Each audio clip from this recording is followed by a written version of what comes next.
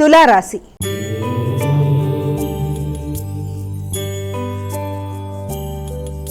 అమ్మా, తులారాశి వారికి ఎలా ఉంది ఈరోజు? తులారాశిలోకి వచ్చే నక్షత్రాలను ప్రధానంగా తీసుకున్నట్లయితే మనం దీంట్లో ఈ యొక్క చిత్తా, స్వాతి, విశాఖ 3 పాదాలు కూడా మనకి తులారాశిలోకి వస్తాయి.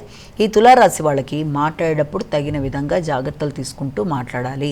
ముఖ్యంగా వృత్తి విషయంలో కానీ, వృత్తిపరంగా మీతో కొలీగ్స్ కావచ్చు, మీ వ్యాపారంలో వ్యక్తులు కావచ్చు, ఎవరితోనైనా సరే మాట్లాడేటప్పుడు అభిప్రాయ భేదాలు రాకుండా తగిన విధంగా జాగ్రత్తగా ఆలోచించుకొని 1-2 సార్లు మాట్లాడడం చాలా అవసరం.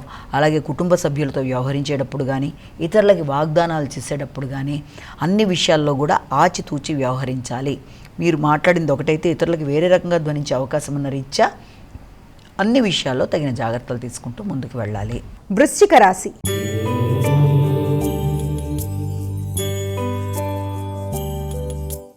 అమ్మా, వృశ్చిక రాశి వారికి ఎలా ఉంది ఈరోజు? వృశ్చిక రాశి వాళ్ళకి నక్షత్రాలు తీసుకుంటే విశాఖ 4వ పాదం, అలాగే అనురాధ 4 పాదాలు, జ్యేష్ఠ 4 పాదాలు. ఈ యొక్క వృశ్చిక రాశి వాళ్ళకి మీ మీద మీకు నమ్మకం కొంతవరకు సామాన్యంగా ఉంటుంది.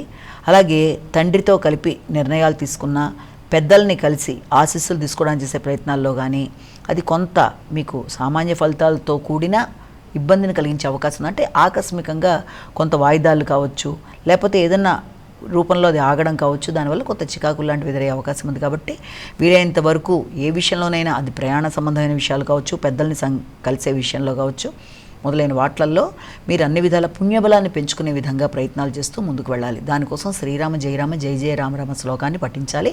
అలాగే వ్యక్తిగతంగా మీరు తీసుకునే నిర్ణయాలు మీకే వాటి మీద విశ్వాసం కొంతవరకు తక్కువగా ఉండడం బట్టి ఒక పని చేద్దామా వద్దా అనే సంశయం అనేది అధికంగా ఉంటుంది. కనుక అలాంటి అనుమానాలు ఉంటే కొంత మీరు ప్రశాంతంగా ఆలోచించాక నిర్ణయం తీసుకొని మీ యొక్క స్కిల్స్ ఆలోచించుకొని దాని ప్రకారం ముందుకెళ్ళడం మంచిది.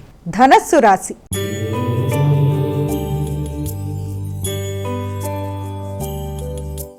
అమ్మా, ధనస్సు రాశి వారికి ఎలా ఉంది ఈరోజు? ధనస్సు రాశిలోకి వచ్చే నక్షత్రాలని ప్రధానంగా తీసుకున్నట్లయితే మనకి ఈ ధనస్సు రాశిలో మూల, పూర్వాషాఢ, ఉత్తరాషాఢ 1వ పాదం. ఈ ధనస్సు రాశి వాళ్ళకి ఈ రోజున ఆకస్మికమైన ఖర్చులు అనేవి అధికంగా ఉంటాయి. అవి కూడా మీకు అవసరమైన విషయాల్లో క్లియర్ చేయడానికి, అంటే ఏదైనా ఆరోగ్య సంబంధమైన విషయాలకు సంబంధించి కావచ్చు, లేకపోతే ఏదైనా దీర్ఘకాలిక పెట్టుబడులకు సంబంధించిన విషయాల్లో కావచ్చు, కొంత మీరు అడ్వాన్స్ ఇవ్వాలనుకున్న విషయాల్లో అలాంటి వాటికి అవకాశం అనేది ఒకటి మనం అనుకోవచ్చు. దాంతోపాటుగా ఇంకా మీకు ముఖ్యమైన వాటిల్లో, అంటే మీకు సంతానానికి సంబంధించిన విషయాల్లో కానీ, ఇష్టపడిన వ్యక్తులకు సంబంధించిన విషయాల్లో కానీ, పెట్టుబడులకు సంబంధించిన విషయాల్లో కానీ ఆకస్మికమైన ఖర్చులు ఉన్నప్పటికీ, అనుకోని ఖర్చులు అయినప్పటికీ అలాంటివన్నీ చేసే ముందు 1-2 సార్లు ఆత్మీయుల్ని సంప్రదించి ముందడుగు వేయడం మంచిది.